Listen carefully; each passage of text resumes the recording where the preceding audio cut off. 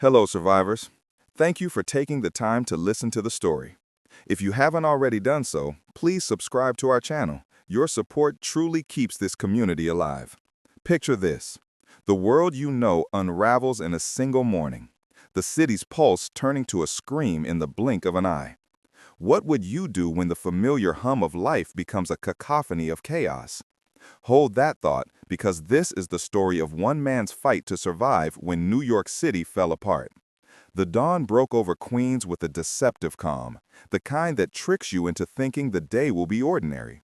I woke up at 6 in the morning to the sound of my neighbor's alarm bleeding through the thin walls of my apartment in Queens. The same metallic beeping I'd heard every weekday for the past 3 years.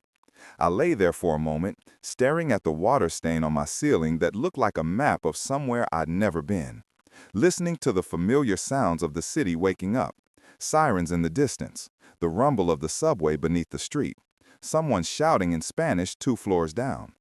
October in New York meant the air coming through my cracked window had that edge to it. Not quite cold enough for heat, not warm enough to feel comfortable. I rolled out of bed and made instant coffee in the small pot that sat on my kitchen counter next to a stack of unpaid bills I'd been ignoring for 2 weeks. The coffee tasted burnt, metallic, wrong, but it was hot and it had caffeine, which was all that mattered. I showered, dressed in the same jeans and button-down shirt I'd worn 3 days earlier, and headed downstairs to where my taxi sat parked on the street. Yellow paint faded in spots, a dent in the rear bumper from some tourist who'd backed into me last month and driven off before I could get their information. The engine turned over on the third try, coughing blue smoke into the morning air before settling into its usual rough idle. 7:30 a.m. Time to make some money. Traffic on the expressway was its normal nightmare. Delivery trucks blocking 2 lanes. Some guy in a BMW weaving between cars like he was the only person with somewhere important to be. A city bus belching diesel fumes that made my eyes water even through the closed windows. I merged into the flow and let myself fall into the rhythm of it, the stop and go, the constant calculation of which lane was moving fastest, the muscle memory of driving these streets for 8 years. My phone pinged with the first fare at 7:45. Pickup in Manhattan, Upper West Side. I took the Queensboro Bridge, watching the skyline grow larger ahead of me, all that glass and steel catching the morning sun. The city looked normal. The city looked exactly like it always did. The morning continued that way for the first hour. Regular fares, regular traffic, regular New York. A young guy with a gym bag who didn't look up from his phone once. A woman in a business suit who spent the entire ride arguing into her phone about some meeting.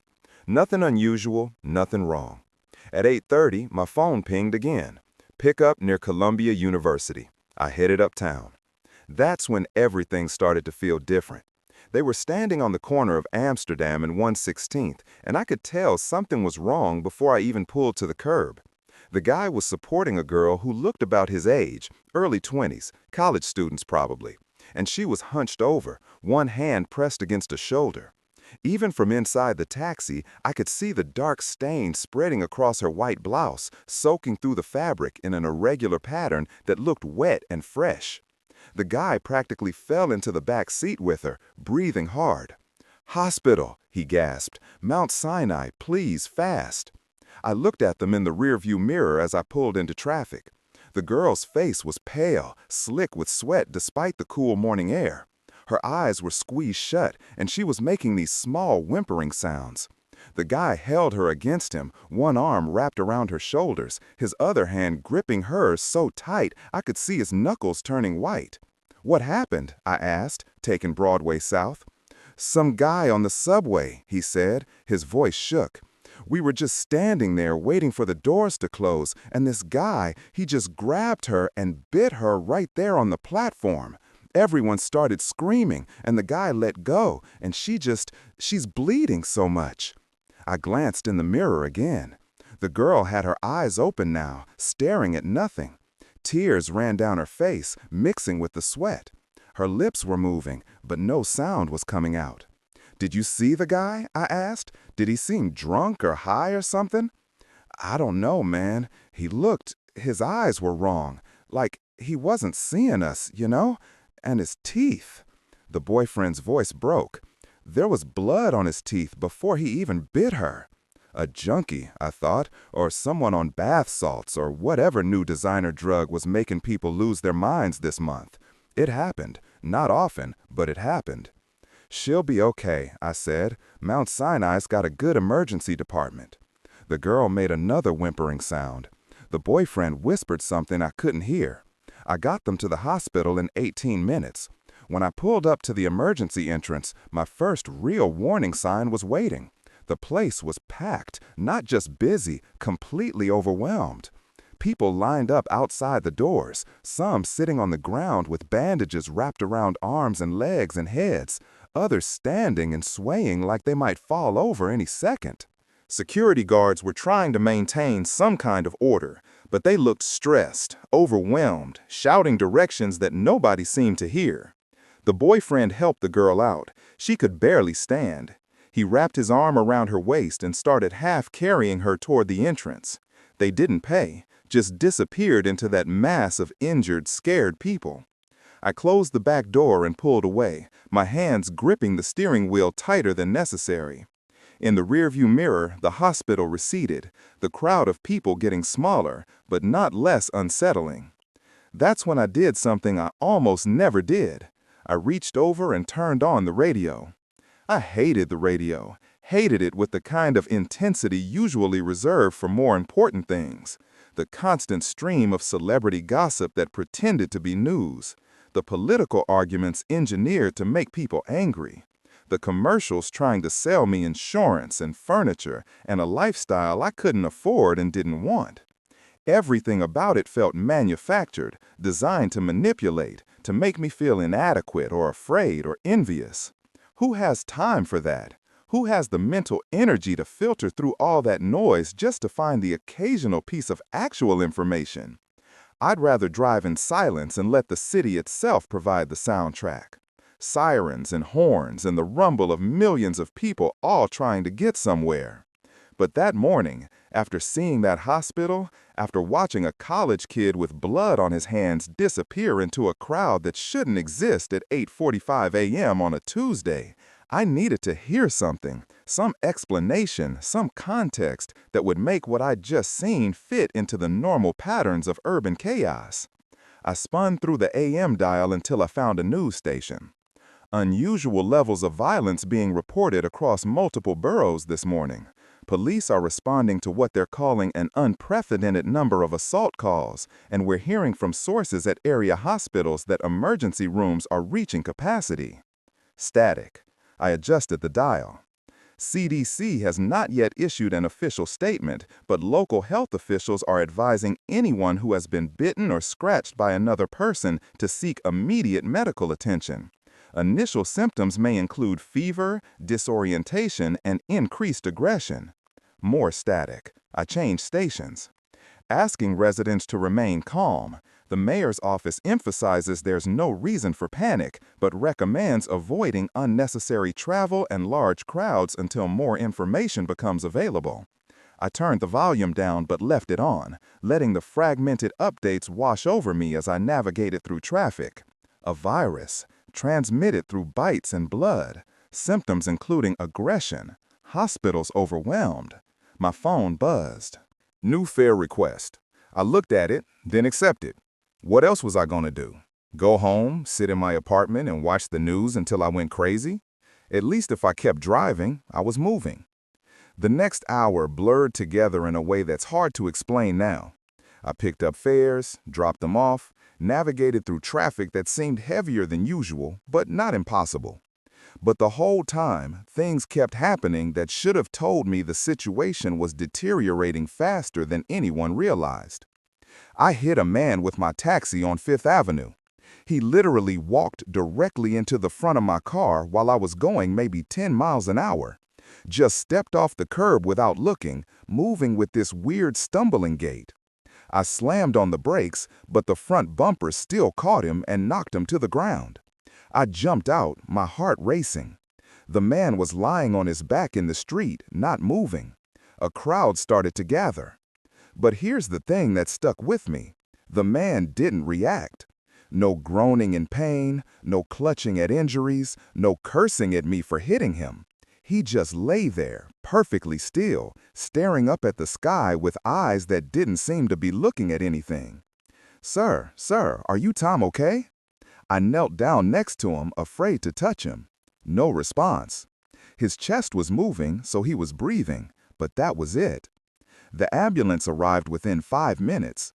2 paramedics jumped out, and I recognized the older one, a woman with gray hair pulled back in a tight bun. "What happened?" she asked, kneeling on the other side of the man. "He walked in front of my taxi," I said. "I was barely moving, but I hit him. He hasn't responded to anything since." The paramedic shined a small light into the man's eyes, checked his pulse. Her partner ran his hands over the man's limbs, checking for breaks. They moved with practiced efficiency, but there was something about their body language that seemed off, resigned, exhausted. Then the older paramedic sat back on her heels and laughed. Not a happy sound, more like someone who'd heard the same terrible joke too many times. "What?" I asked. She looked at me, and I saw something in her eyes that made the hair on the back of my neck stand up. "This is the most normal call we've had all morning," she said. Before I could ask what she meant, they were loading the man onto a stretcher and into the ambulance. He still hadn't moved, hadn't spoken, hadn't acknowledged that he'd just been hit by a car. I stood there on Fifth Avenue for a moment, watching the ambulance disappear. My hands were shaking. I got back in the taxi and just sat there, gripping the steering wheel. The radio was still on. National Guard units being activated and deployed to key locations throughout the city. Governor urging calm while acknowledging that the situation is developing rapidly. Reports of similar incidents spreading to New Jersey, Connecticut, and parts of Pennsylvania. My phone buzzed. Another fare request. I accepted it. 3 more pickups over the next hour and a half. Each one bringing me closer to the airport. Each fare progressively more panicked than the last. A family with luggage, the mother clutching a little girl's hand, her stuffed elephant torn at the seams. A couple arguing about whether to leave, their voices sharp with fear. People on their phones, voices raised, trying to figure out what was happening and what they should do about it. The radio kept updating. Word that the infection can take several hours to fully manifest. Avoid contact with anyone displaying unusual behavior. Multiple hospitals now reporting security breaches. And then I heard the word for the first time. Social media posts describing infected individuals as zombies, though health officials emphasize this as an inaccurate and unhelpful characterization of what appears to be a viral infection affecting neurological function. Zombie. The word hung in the air inside my taxi, competing with the sounds of traffic and horns and the city slowly realizing something was very wrong. At 11:15, I got a ping for a pickup in Midtown, good fare, airport run, JFK. I pulled up to a high-rise office building on Park Avenue. A man was waiting on the curb, late 40s, wearing a suit that probably cost more than my monthly rent. Italian shoes, expensive watch. He had his phone pressed to his ear and a leather briefcase clutched in his other hand. He got in without acknowledging me, still talking on the phone. "No, I don't care what Bernard says. Tell him the jet needs to be ready when I get there." A pause. "Yes, I know about the ground stop. That's for commercial flights. This is a private charter." Another pause. "Don't tell anyone else. Don't call anyone. Just have everything ready and waiting. I'll be there in 30 minutes. He lowered the phone and finally looked at me in the rearview mirror. "JFK, private aviation terminal on the south side, and I need you to move fast." I pulled into traffic and headed toward the expressway. My passenger went back to his phone, making call after call. Each conversation was the same, urgent, clipped, focused on logistics. Close this account, transfer these funds, make sure the jet was fueled and ready, don't tell anyone else. He was running, that much was obvious, and he was rich enough to run in style on a private jet while everyone else was grounded. Traffic got worse as we approached the airport, not just heavy, completely jammed. cars packed so tight that nobody was moving more than a few feet every few minutes. People were laying on their horns, creating this constant wail that made my teeth hurt. "What the hell is this?" my passenger demanded, leaning forward. "Can't you find another route?" "There is no other route," I said. "Everyone's trying to get to the airport." He cursed and went back to his phone. "Yes, I'm aware there's traffic. I'm sitting in it right now." A pause. "How long until they close the airspace completely?" Another pause. His face went pale. "That soon? Then we need to leave the second I get there. Have the pilots run through their pre-flight now." I kept the taxi moving forward, inches at a time, through gaps between vehicles. I could see the airport terminals ahead. People were flooding out of the buildings, running toward the parking lots, toward the roads, toward anywhere that wasn't inside those terminals. "Why are they running?" I asked, more to myself than to my passenger, but he heard me. He leaned forward, pressing his face close to the partition, trying to see what I was seeing. "Jesus Christ," he whispered. That's when I saw the plane. It appeared above the skyline ahead of us, too low, too fast. Its nose pointed at an angle that was completely wrong. A commercial airliner, one of the big ones, a wide-body jet that should have been climbing to cruising altitude, not diving toward the ground. For maybe 2 seconds, I thought the pilot would pull up, would save it somehow. The plane hit the main terminal. The sound came first, not a crash, not an explosion, something deeper than that. A tearing, ripping roar that seemed to come from the earth itself, like reality was being torn in half. It punched through the air and into my chest, vibrating in my bones, in my teeth, in every cell of my body. Then came the impact itself. I watched the aircraft plow into the terminal building at what must have been close to 200 miles per hour. The building didn't crumble, it exploded outward. Glass and concrete and steel erupted in every direction as thousands of tons of metal and fuel and momentum transferred into the structure. The fireball came next, orange and red and black, climbing into the sky so fast it didn't seem real. Flames rolled upward and outward in waves, reaching heights that dwarfed the surrounding buildings. The heat was visible, that shimmer in the air that you see above hot asphalt in summer, except magnified 1,000 times. Debris began raining down. Not small pieces, huge chunks of airplane fuselage, sections of wing, pieces of the terminal building, all of it falling back to earth in a deadly rain that crushed cars and people unlucky enough to be beneath it. The shockwave hit my taxi 3 seconds after the impact. The vehicle rocked on its suspension, hard enough that for a moment I thought we might flip. Every window rattled in its frame. The sound of the blast rolled over us, not just loud, but physical, pressing against my eardrums until they ached. Car alarms started screaming up and down the highway. Hundreds of them, maybe thousands, all wailing at once. My passenger was shouting something, but I couldn't hear him over the ringing in my ears. Through the windshield, I watched people abandon their vehicles and run, not toward the airport, away from it. Some were screaming, others just ran in silence, their faces blank with shock. The fire continued to grow.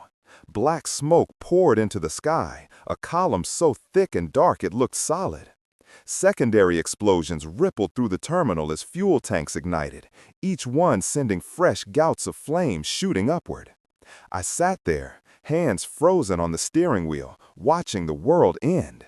This was it. This was the moment.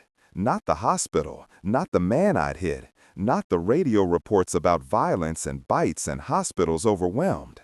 This, a commercial airliner full of people, hundreds of people, falling from the sky and slamming into a terminal full of more people, all of them dying instantly in a fireball that was still climbing toward the clouds.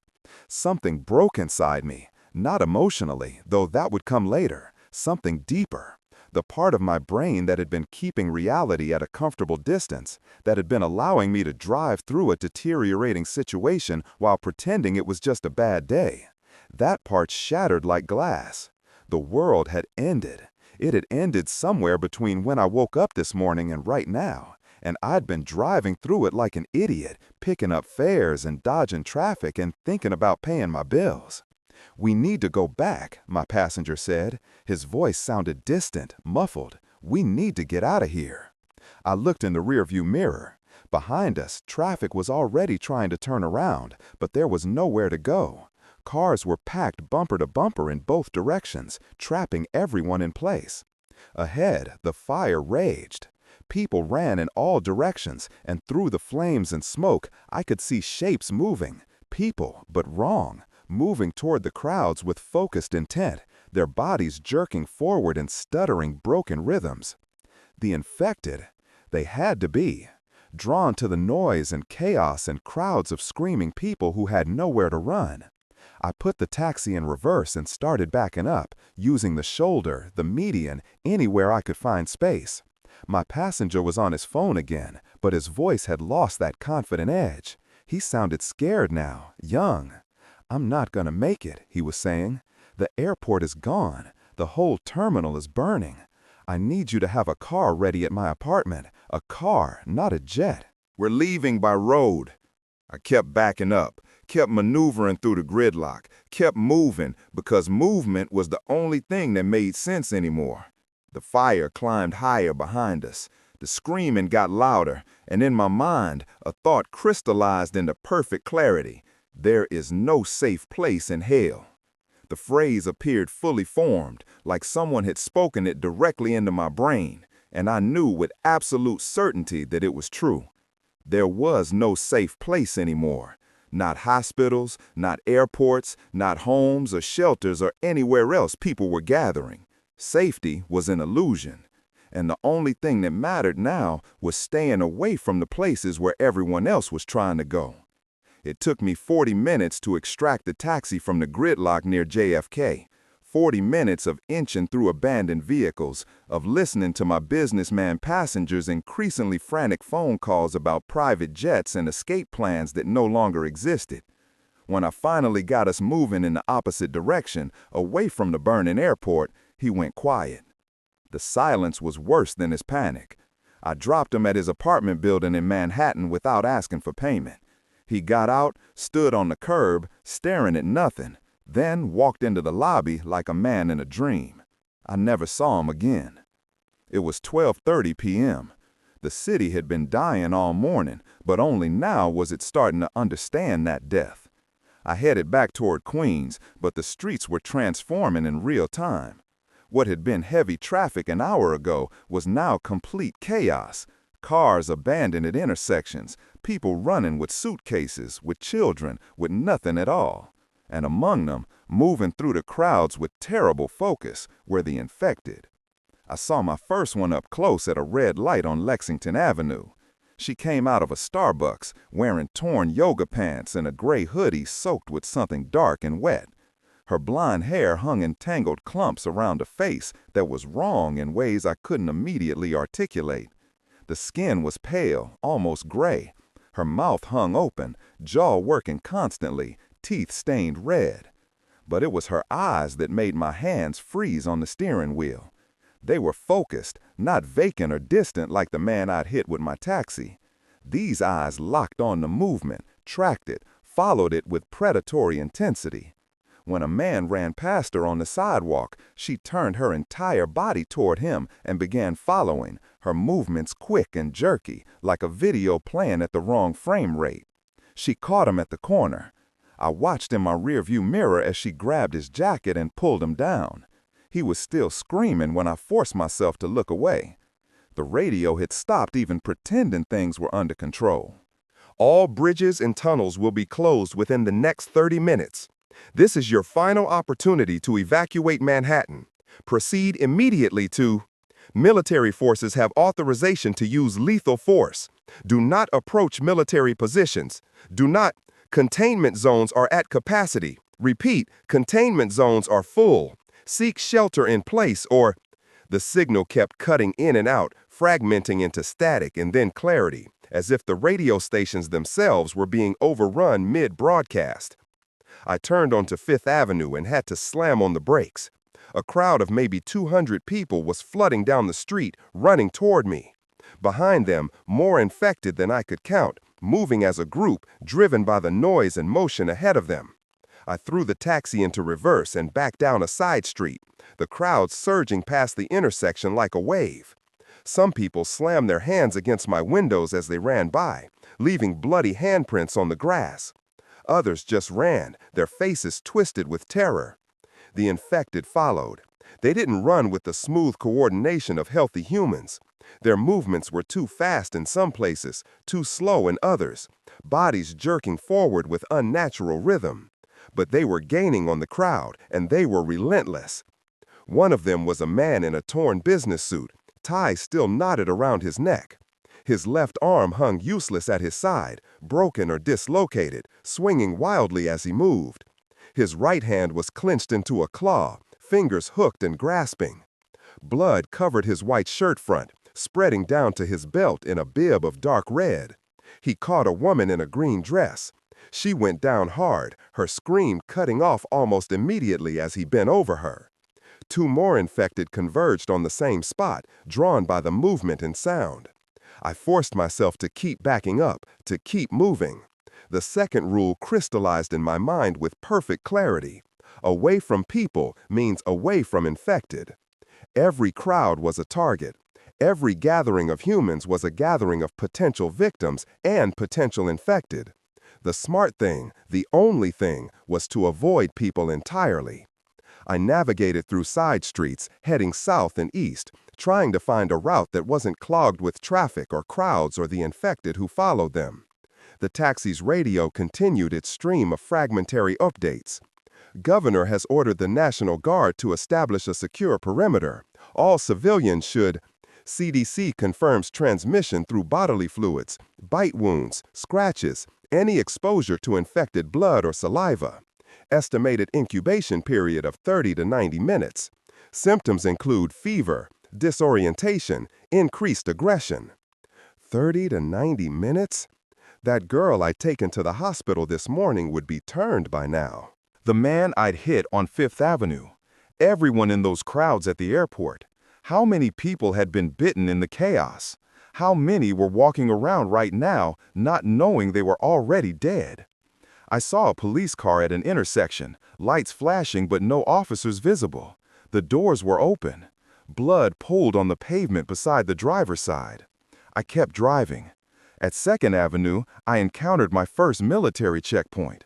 Humvees blocked the road, soldiers in combat gear directing the few vehicles still moving. I rolled down my window as a young soldier approached, his M4 rifle held across his chest. "Sir, you need to proceed to the containment zone at Javits Center," he said.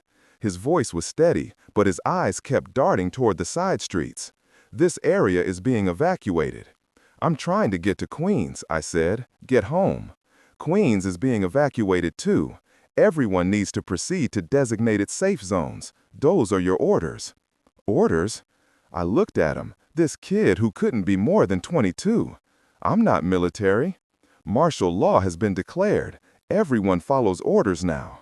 His hand shifted slightly on his rifle, not threatening, not yet, but ready. I thought about the hospital this morning, about the crowds at the airport, about 200 people running down Fifth Avenue with infected right behind them. I thought about containment zones, thousands of people packed together, all scared, some of them already bitten and not knowing it yet. "I'll go to the Javits Center," I lied. He waved me through. I drove past the checkpoint and took the first left, heading away from Midtown, away from wherever they were trying to funnel people. The soldier's voice echoed in my head. Everyone follows orders now. But orders had gotten thousands of people trapped at a burning airport. Orders were packing people into containment zones where one infected person would turn hundreds.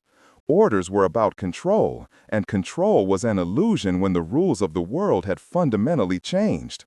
I drove east, sticking to smaller streets, avoiding major avenues where checkpoints would be set up. The city looked surreal in the early afternoon light. Smoke rose from dozens of locations. Sirens wailed constantly, layering on top of each other until they became white noise.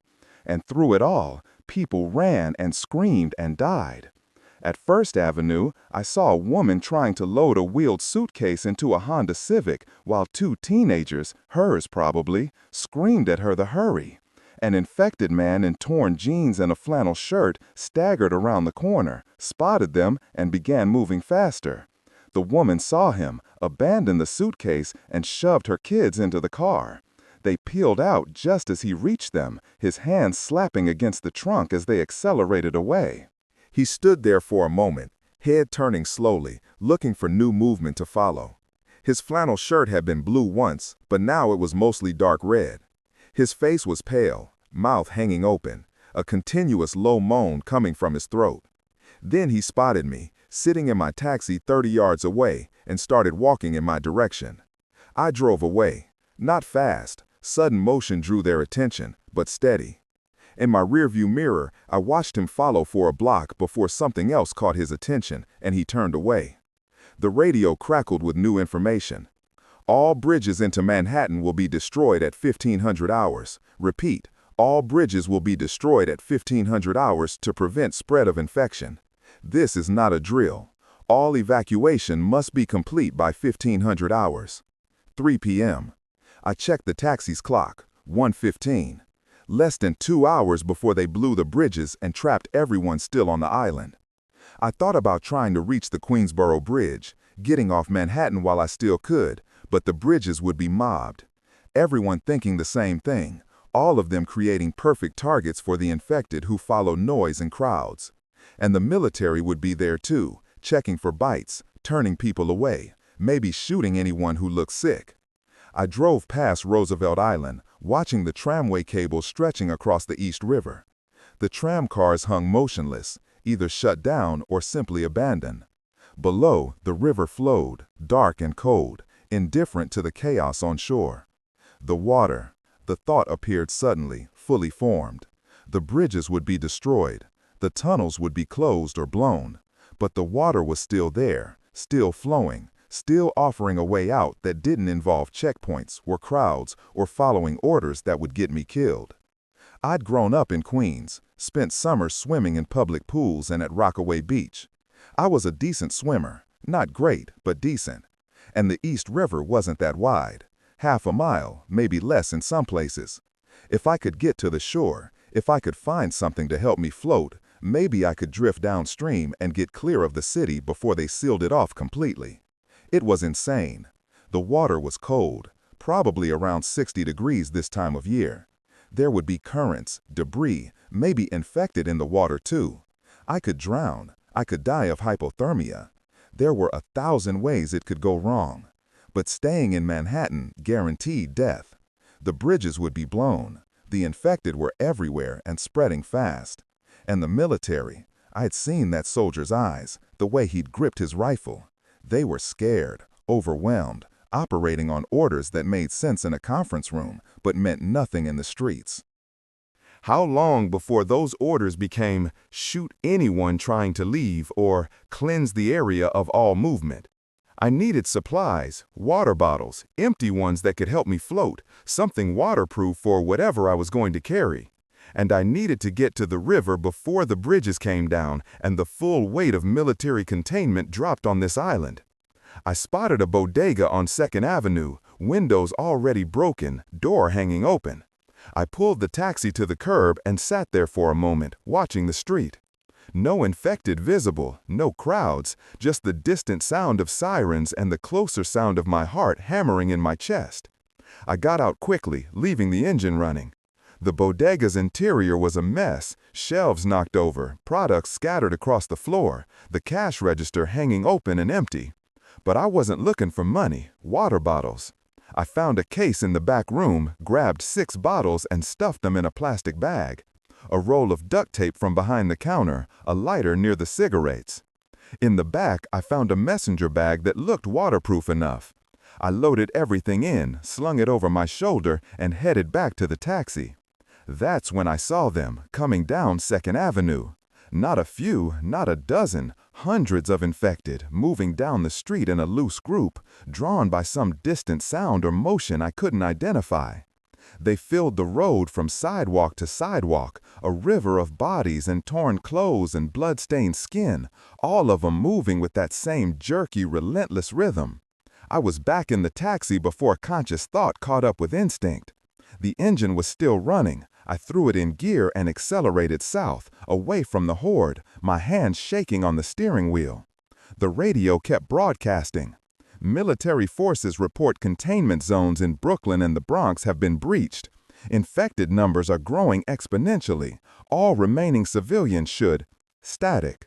Estimate over 10,000 infected in Manhattan alone. The infection is spreading faster than more static, then a different voice, higher pitched, scared. Not just bites anymore. We're seeing transmission through scratches, maybe even through contact with infected blood. Anyone with exposure needs to. The signal cut out completely. I spun the dial trying to find another station. Most were dead. The few that remained broadcast automated emergency messages or silence. I kept driving, heading south and east, working my way toward the river. The streets were getting worse. More abandoned cars, more debris, more bodies. Some moved, most didn't. At Houston Street, I saw what was left of a containment zone. The military had set up barriers and razor wire, creating a secure perimeter around what looked like it had been a parking structure. But the barriers were knocked over now, the razor wire trampled flat. Bodies in military uniforms lay scattered among the civilian dead. The infected had overrun it, probably within the last hour. That could have been me, I thought. If I'd followed orders, if I'd gone to the Javits Center like that soldier told me to, I'd be dead or infected right now. Just another body in a secure perimeter that wasn't secure at all. Third rule, movement is life. Don't stay in one place. Don't let yourself be contained. Keep moving, keep adapting. Because the moment you stop, the moment you trust that any location is truly safe, that's when you die. I drove past the destroyed containment zone and kept heading east. The buildings were lower here, the streets narrower. I was getting close to the river. I could feel it, smell it on the air, mixing with the smoke and blood. At Avenue C, I had to stop. A delivery truck had jackknifed across the road, blocking both lanes.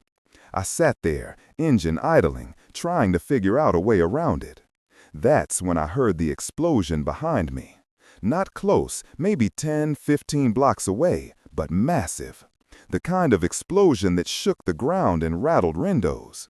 A column of black smoke began rising into the sky, spreading out at the top like a mushroom cloud. The bridges, they'd started early. I abandoned the taxi, grabbed my bag, left the engine running, and started moving on foot toward the river. I could hear more explosions now, coming from different directions, north, south, west. They were cutting off all the major routes at once. The streets were chaos. People were pouring out of buildings, running in all directions, none of them knowing where to go or what to do. I pushed through them, keeping my head down, moving with purpose toward the water. Infected were everywhere now.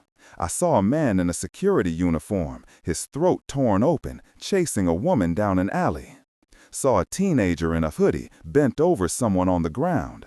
Saw two infected fighting over something I didn't want to identify. They were drawn to the chaos, to the crowds, to the noise of panic and screaming. I kept moving, didn't run. Running drew attention, but walked fast, deliberately, like I knew exactly where I was going and what I was doing. It was a lie, but it kept me invisible in the chaos. I reached the East River Park at 2:15 p.m. The park was mostly empty. Everyone either fled or dead or hiding. I could see the water now, dark and choppy, flowing south toward the bay. Across the river, Brooklyn looked quiet. No smoke, no visible fires. They'd gotten ahead of the infection there, or at least slowed it down enough to maintain order. Behind me, Manhattan was dying. Smoke rose from dozens of locations. The sound of gunfire was constant now, mixing with explosions and sirens and screams. I could see infected moving through the streets, drawn toward the sounds of military resistance. I walked down to the water's edge and looked at the cold, dark river flowing past. This was insane. I was about to jump into near-freezing water with nothing but some empty water bottles and hope. The current would pull me south, maybe smash me against debris or the remains of blown bridges. The cold would sap my strength in minutes.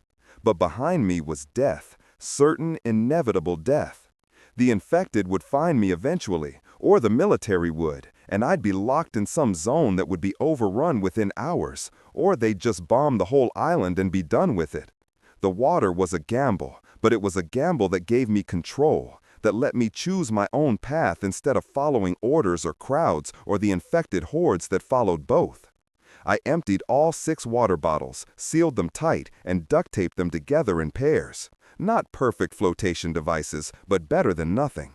I put my few supplies, lighter, small knife I'd grabbed from the taxi, the water bottles, in the waterproof bag and sealed it tight. Then I stood there at the water's edge, looking at the river and the distant shore and the smoke rising behind me, and tried to find the courage to jump. The water hit me like a fist of ice. I'd hesitated at the edge for maybe 30 seconds, looking at the dark surface, listening to the sounds of Manhattan dying behind me. Then another explosion, closer this time, maybe the Williams Bridge coming down, made the decision for me. I stepped off the concrete barrier and dropped into the East River. The cold drove the air from my lungs. For a moment, I couldn't breathe, couldn't think, could only feel the water trying to drag me under. My clothes became lead weights. My shoes filled instantly. The water bottles taped to my chest bobbed me back toward the surface, and I gasped, sucking in air that burned my throat. The current grabbed me immediately, pulling me south, away from the park. I tried to swim, to control my direction, but the river was stronger than I'd anticipated. It carried me along like a piece of debris, spinning me slowly, showing me alternating views of Brooklyn and Manhattan. Manhattan was a vision of apocalypse. From water level, the smoke looked thicker, darker, rising in columns that merged into a single black cloud above the island. I could see fires burning in dozens of buildings. The sound carried across the water, explosions, gunfire, sirens that never stopped wailing. And beneath it all, a sound that made my skin crawl even in the freezing water: screaming. Thousands of voices raised in terror and pain, blending into a constant background noise that was worse than silence would have been. I forced myself to focus on staying afloat. The water bottles helped, but not as much as I'd hoped. The current was strong, full of eddies and unexpected pulls that tried to drag me under. Debris floated past me, pieces of wood, plastic bags, a tire, things I didn't look at too closely. I kicked my legs to stay upright, keeping my head above water, trying not to think about how cold I was getting. The cold was already worse than I'd expected. Within 5 minutes, my fingers started going numb. Within 10, I couldn't feel my feet anymore. My teeth chattered so hard I bit my tongue, tasted blood mixing with the river water I couldn't help swallowing. I floated past the Williamsburg Bridge, or what was left of it. The center span had been destroyed. The roadway collapsed into the water in massive chunks of concrete and twisted rebar. I could see cars that had been on the bridge when it blew, now sitting at crazy angles on the broken sections that remained. Some had bodies still inside them. Others were empty, doors hanging open, occupants probably thrown clear by the blast. Infected lined both sides of the remaining approaches, drawn by the noise and movement of the explosion. They crowded the edge where the bridge ended in empty air, some of them walking right off the edge and plunging into the water below. I watched one fall, a woman in ripped jeans and a red tank top, streaked with dark stains. She hit the water maybe 50 yards from me, disappeared beneath the surface, and didn't come back up. Could they swim? Did they have enough coordination left to keep themselves afloat? I didn't want to find out. I kicked harder, trying to put distance between myself and the spot where she'd gone under, even though the current was already carrying me past. The river widened as I drifted south. Brooklyn receded to my left, Manhattan to my right, both shores getting farther away. The water was rougher here, small waves that slapped my face and made it harder to breathe. My arms were getting heavy, my legs barely responding when I tried to kick. The cold was seeping deeper into my core, making my thoughts slow and sluggish. I needed to get out of the water, soon, before hypothermia shut me down completely. But both shores looked impossible. Brooklyn was too far, and I wasn't strong enough to swim against the current. Manhattan was closer, but Manhattan was death. I could still see infected moving along the waterfront, still hear the sounds of the city tearing itself apart. So I kept floating, kept trying to stay conscious, kept watching the city burn. I passed under the Manhattan Bridge around 3 p.m., though time was getting hard to track. This bridge was still intact, but barely. Military vehicles blocked both approaches, and I could see soldiers firing at infected trying to cross from the Manhattan side. Muzzle flashes lit up the shadowy underpass. Tracer rounds drew red lines through the smoke. Bodies fell from the bridge into the water below, splashing down around me. One landed close enough that I felt the impact through the water. A man in a police uniform, his vest still strapped tight, badge still pinned to his chest. He floated face down, arms spread, drifting slowly toward Brooklyn. I watched him until the current pulled me around a bend and he disappeared from sight. The Brooklyn Bridge came next. I saw it from a distance, saw the massive stone towers rising above the water, saw the cables strung between them like the strings of some giant instrument. And I saw the F-18 making its approach. I'd heard jets all afternoon, screaming past overhead on their way to and from Manhattan. But this was the first time I'd seen one actually fire. The missile detached from under the wing with a puff of smoke, streaked forward, and slammed into the center span of the bridge. The explosion was enormous. Even from a quarter-mile away, I felt the shock wave pass through the water, felt it punch through my chest and make my ears pop. The center span disintegrated, dropping into the river in pieces, ranging from car-sized chunks to dust. The cables whipped through the air like severed arteries, one of them slicing through a truck that had been trapped on the bridge. The truck exploded, adding its fireball to the chaos. Debris rained into the river.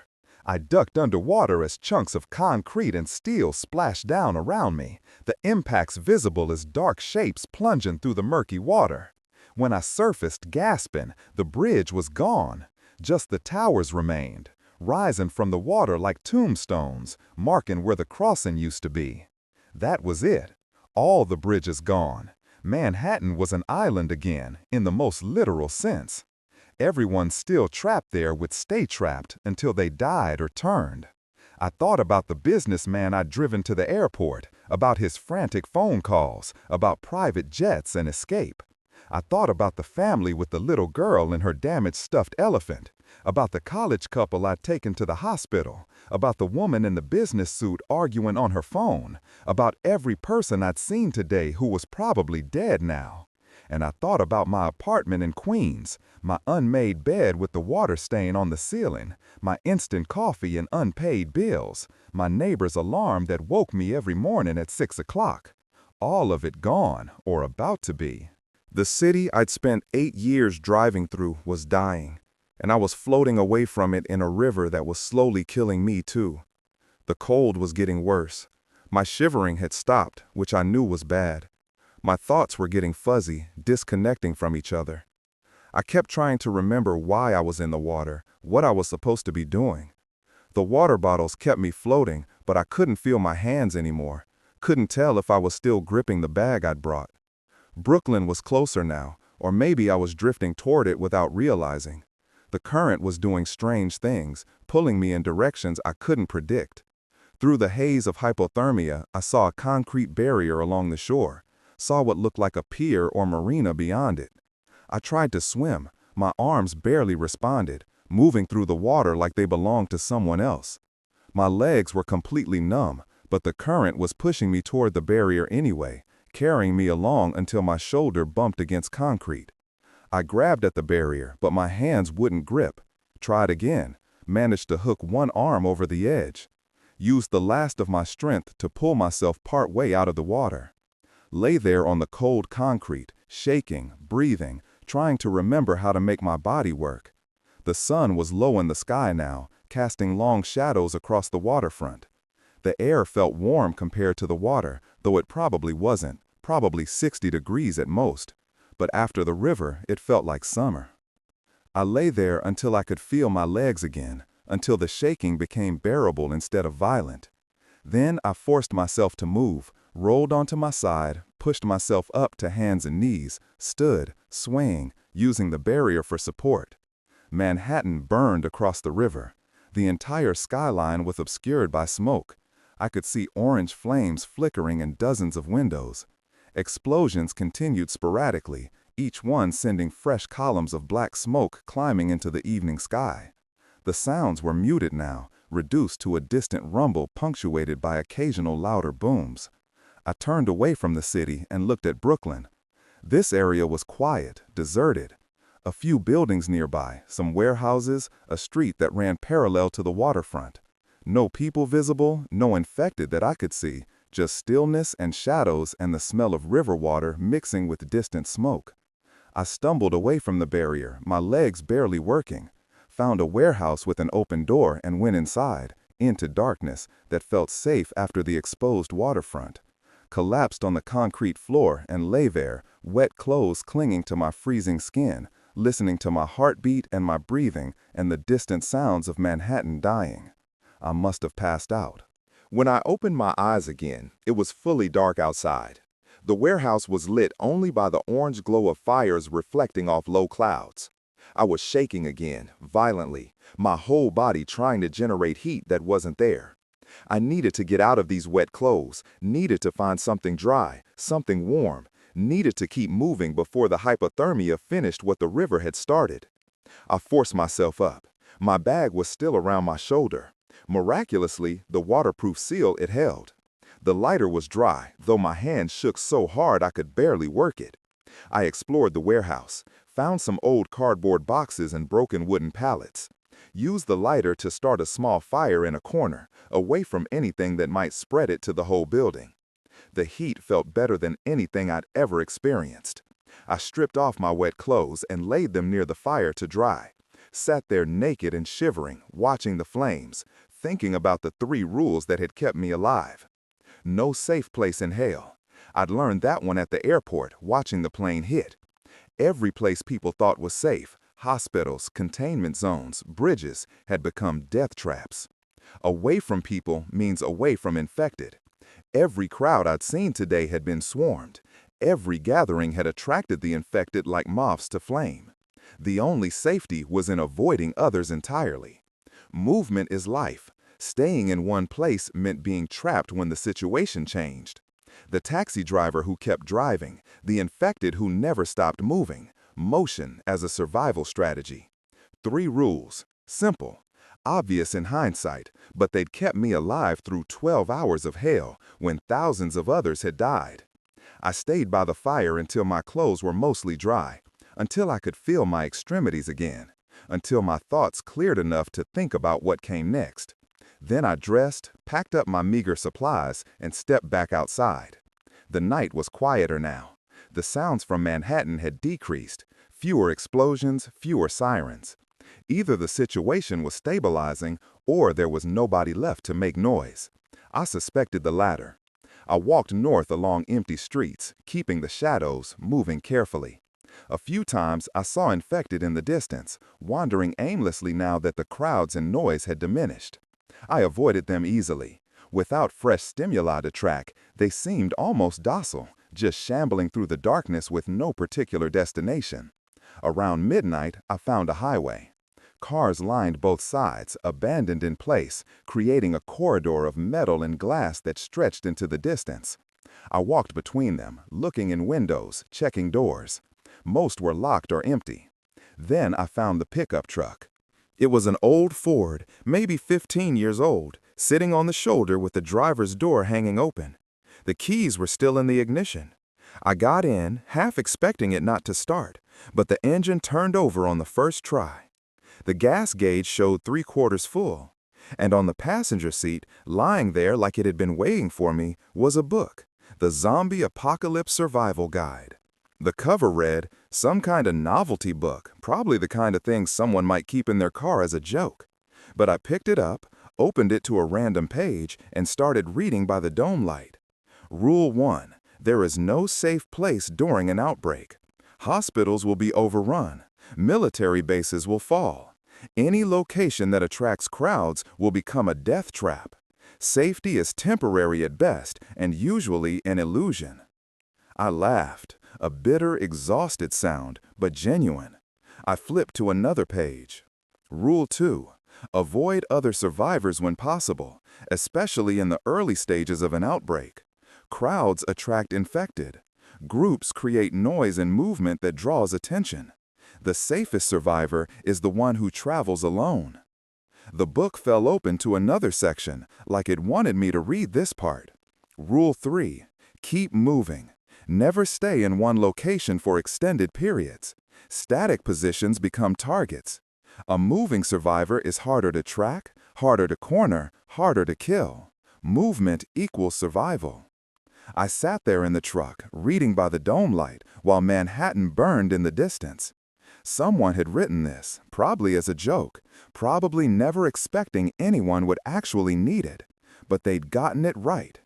Everything in this book matched what I'd learned today through blood and fear and frozen river water. I closed the book and set it on the dashboard, started the truck, and pulled onto the empty highway, heading away from the city, away from the fires and the infected and the death. The road stretched ahead into darkness, and I had no idea where I was going or what I'd find there. But I was alive. Against all odds, against all reason, I'd survived the first day. Behind me, in the rearview mirror, New York City burned. The skyline I'd known for 8 years was barely visible through the smoke. Flames climbed the sides of buildings that would never be lived in again. The bridges I'd driven across thousands of times were rubble in the river. The streets I'd known better than my own apartment were filled with infected or corpses or both. 8 million people had lived there yesterday. How many were left? A few thousand, maybe? Scattered survivors hiding in buildings or fleeing through the ruins. The rest were dead or turned, wandering through the wreckage of their city, driven by instincts they didn't understand toward prey they couldn't stop hunting. I drove through the night, the survival guide sitting on my dashboard, the city disappearing behind me. The radio was dead. No more broadcasts, no more warnings, no more desperate pleas for help that would never come. Just static and silence. As the first hint of dawn began lightening the eastern sky, I passed a road sign, leaving New York City limits. I was out. I'd escaped. The realization hit me with unexpected force. I'd actually done it. Escaped one of the largest cities in the world during the first day of a zombie outbreak. Not by following orders or going to safe zones or trusting the government to protect me. By going against every instinct, by doing the opposite of what everyone else did, by jumping into a freezing river when every sane person would have stayed on land. I'd survived by breaking the rules, by making my own rules. And now, driving down this empty highway toward a future I couldn't predict, I had 3 simple principles that had kept me alive. 1. No safe place in hell. 2. Away from people means away from infected. 3. Movement is life. I didn't know what came next, didn't know if there were other survivors out there, if any kind of civilization still existed beyond this immediate area, if the infection would spread everywhere or burn itself out. Didn't know if I'd live another day or another hour. But I knew I had a truck with gas in the tank. I knew I had the survival guide that some stranger had written as a joke, but which had turned out to be frighteningly accurate.